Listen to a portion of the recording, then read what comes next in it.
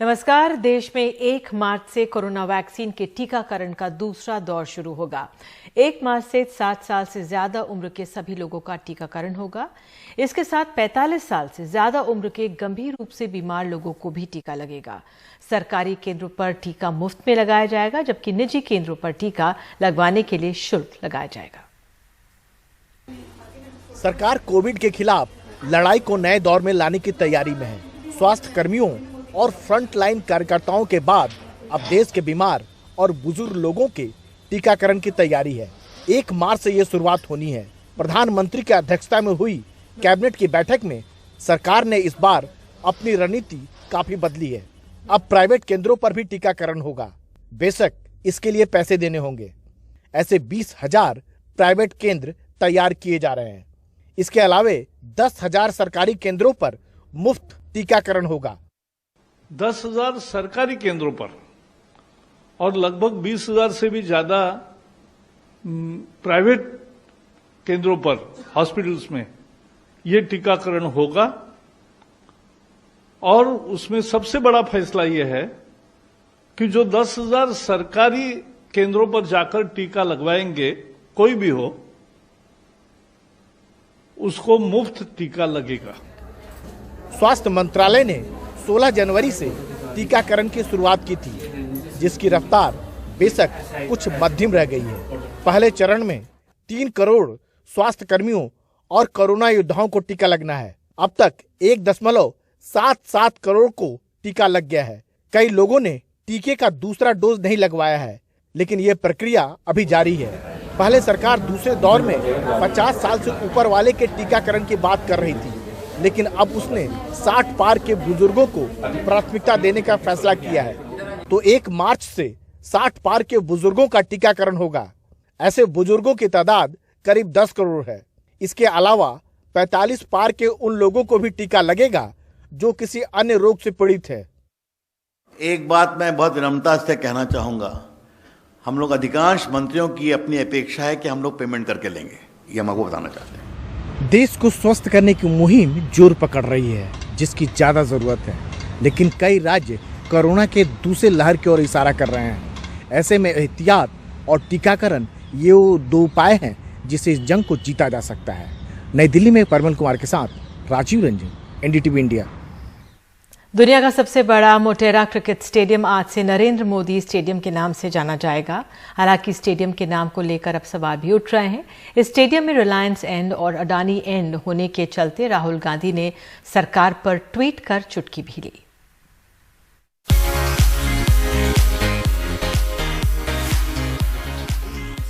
अहमदाबाद के इस भव्य स्टेडियम को मिला एक नया नाम।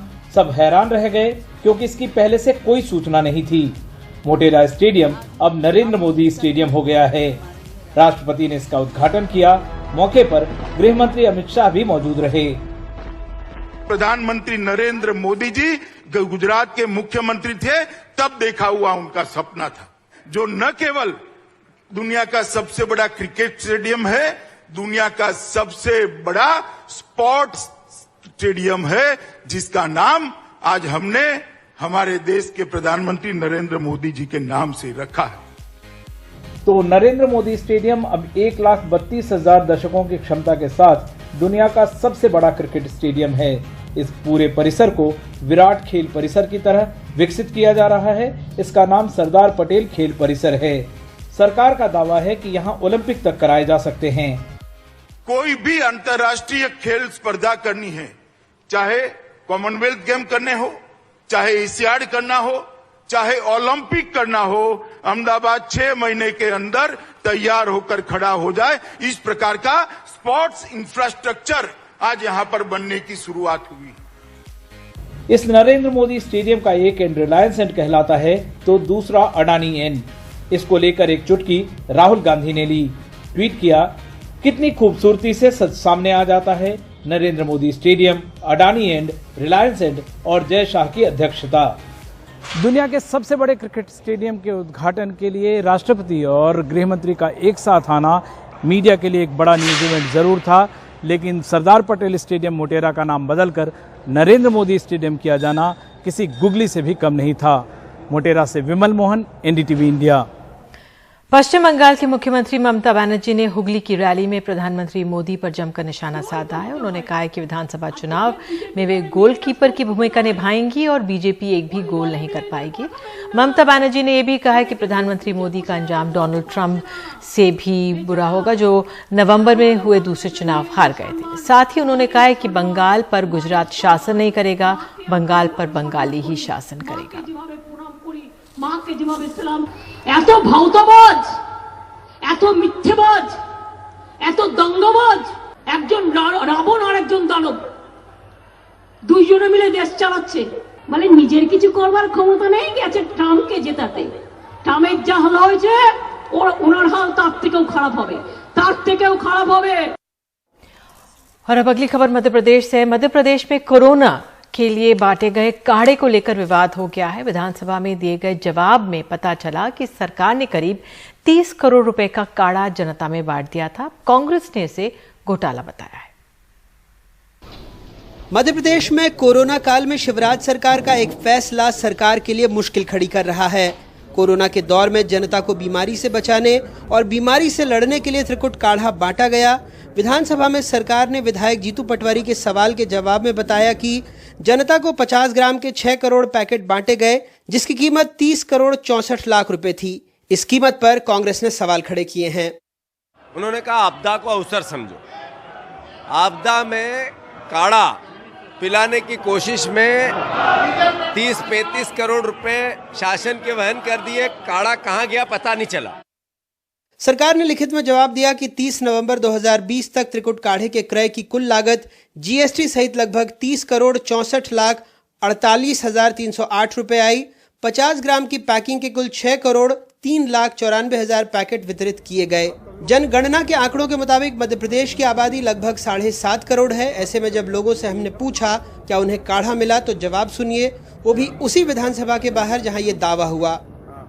ये बताओ, कोरोना के टाइम में आपको काढ़ा या कुछ दवाई दी गई? नहीं, कोरोना के टाइम पे जो फर्स्ट विधानसभा यहाँ पे लगी थी उसमें सिर्फ टैबलेट, एक सैनिटाइजर और 2 मास्क भेजे गए थे। बाकी काढ़ा वगैरह कुछ भी नहीं भेजा गया। हमारे को इस तरह का कोई काढ़ा नहीं मिला है। और सबसे बड़ा आपको मालूम है, हॉट स्पॉट जो जहांगीराबाद था, उस क्षेत्र में मैं रहता हूँ। तुरंत बांट रहे थे, काढ़ा बांट रहे थे जी। वो काढ़ा आपको मिला था क्या? नहीं। घर पे किसी को? नहीं, किसी को भी नहीं मिला। भोपाल से दूर आगर मालवा में भी कुछ लोगों ने हमें बताया कि उन्हें काढ़ा नहीं मिला। काढ़ा वगैरह कुछ मिला था आपके घर पे? कुछ लोग बांटने आए थे? नहीं आए वहाँ घर पे। काढ़े का पैकेट नहीं मिला आपको? दरअसल ये आयुर्वेदिक काढ़ा वन विभाग के उपक्रम लघु वनोपज संघ ने बनाया है, जिस पर अब सवाल उठे हैं। सरकार का दावा था कि ये काढ़ा आम जनता को मुफ्त में बांटा गया। आपने कोरोना संकट के लिए कुछ नहीं किया। आपने तो आईफा अवार्ड आयोजित किया और हम दमदारी से कहते हैं 30 नहीं, हमें 300 करोड़ खर्च करने होंगे तो हम मध्य प्रदेश की जनता की जान बचाएंगे। सरकार का दावा है कि कोरोना से लड़ने के लिए ये त्रिकटु चूर्ण काढ़ा राज्य में लगभग 90% लोगों को दिया गया। वैसे मेरी फहरिस्त में ऐसा कोई नहीं जिसको मैं जानता हूं जिसके घर में ये काढ़ा पहुंचा हो। तो क्या कांग्रेस जो आरोप लगा रही है वो सही है कि आपदा में अवसर इसे ही कहते हैं? भोपाल से कैमरा पर्सन रिजवान खान के साथ अनुराग द्वारी, एनडीटीवी इंडिया। योग गुरु रामदेव की कोरोनिल दवा पर विवाद थमने का नाम नहीं ले रहा। हालत यह है कि अब इस मुद्दे पर देश के डॉक्टर्स बढ़ गए हैं। इंडियन मेडिकल एसोसिएशन के विरोध में अब दिल्ली मेडिकल एसोसिएशन खड़ी हो गई है। वहीं अब पतंजलि ने भी आईएमए पर पलटवार किया है। बीते शुक्रवार को बाबा रामदेव ने कोरोना उपचार की दवा क्या लॉन्च की।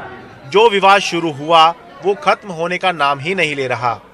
दिल्ली मेडिकल एसोसिएशन ने इंडियन मेडिकल एसोसिएशन के खिलाफ मोर्चा खोल दिया है। इंडियन मेडिकल एसोसिएशन देश में डॉक्टरों की सबसे बड़ी संस्था है।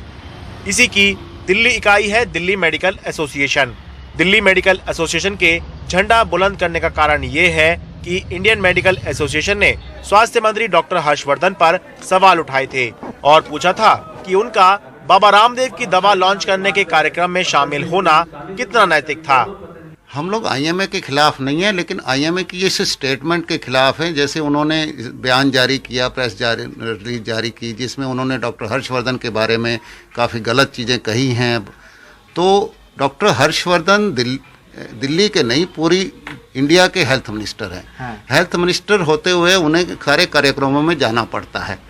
इसका मतलब ये नहीं है कि डॉक्टर हर्षवर्धन उसको एंडोर्स कर रहे हैं या उसको यूज़ कर रहे हैं या किसी तरह यूज़ करने की बात कह रहे हैं। जवाब में इंडियन मेडिकल एसोसिएशन ने कड़े तेवर कायम रखते हुए कहा कि डीएमए का ये बयान उसके पूर्व अध्यक्ष डॉक्टर हर्षवर्धन के इनपुट के आधार पर है। आईएमए ने मांग की कि स्वास्थ्य मंत्री के लिए ये बेहतर होगा कि वो बताएं कि कोरोनिल को क्यूरेटिव मेडिसिन के तौर पर समर्थन नहीं दे रहे हैं और ना ही इस गलत दावे में हिस्सेदार हैं। टेक्निकल जो जैसे बोलते हैं पास करने की, रिलीज करने की, ट्रायल्स की, वो सबकी हमने डिटेल मांग की है।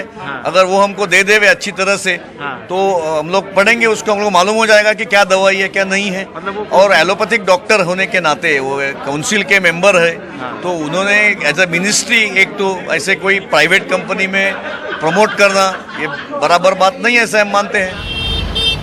इंडियन मेडिकल एसोसिएशन ने पतंजलि की कोरोना दवा को गलत तरीके से निर्मित अवैज्ञानिक उत्पाद बताया था, तो बुधवार को पतंजलि आयुर्वेद के मैनेजिंग डायरेक्टर आचार्य बालकृष्ण ने 4 पन्नों की प्रेस रिलीज जारी करके इंडियन मेडिकल एसोसिएशन पर जमकर हमला बोला।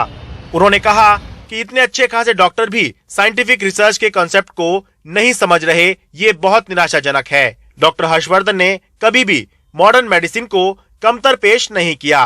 प्रेस कॉन्फ्रेंस में उनकी मौजूदगी दिखाती है कि वो अन्य मेडिसिन सिस्टम को स्वीकार्यता दिलाने के लिए कितने ईमानदार प्रयास कर रहे हैं।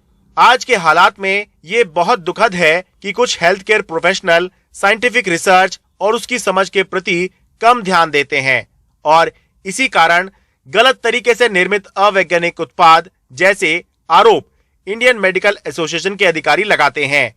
कोरोनिल एक सबूत आधारित दवाई है, कोई खुफिया मेडिसिन नहीं, बल्कि इसके सभी तत्वों के बारे में आम जनता के बीच में जानकारी दी गई है। यही नहीं, सभी रिसर्च और समीक्षा के बाद सक्षम लाइसेंसिंग अथॉरिटी ने मंजूरी दी है। इंडियन मेडिकल एसोसिएशन अपना बयान वापस ले। 6-7 महीने पहले वैसे ही दवाई लाई थी, तभी भी आईएमए ने उनके खिलाफ रिक्वेस्ट किया था कि हमको पूरा डिटेल दिया जाए, तभी वो दवाई विड्रॉ कर ली थी। लेकिन आज के तारीख में गवर्नमेंट विड्रॉ नहीं जल्दी करती है और आज वापस दवाई लाई है, लेकिन अभी भी क्लैरिटी नहीं है। एक आयुर्वेदिक रिसर्च है, उसमें खाली 45 केसेस स्टडी किए गए हैं। आज वर्ल्ड ओवर कोरोना के इतने पेशेंट है, इतने मृत हो गए हैं और उसके स्ट्रेन भी बदली हो रहे हैं, तो एक 45 ये कोई सैंपल सर्वे हो सकता है क्या आज के तारीख में? क्यों खाली एक 45 सैंपल सर्वे? इसके तो क्लैरिटी है ही नहीं ना इसके अंदर। एक कोरोना है और दूसरा कोरोना उपचार की दवा का विवाद है। दोनों की ही हालत इस समय एक जैसी है, ना कोरोना खत्म हो रहा है और ना ही कोरोना उपचार की दवा का विवाद। दिल्ली से मैं शरद शर्मा, एनडीटीवी इंडिया।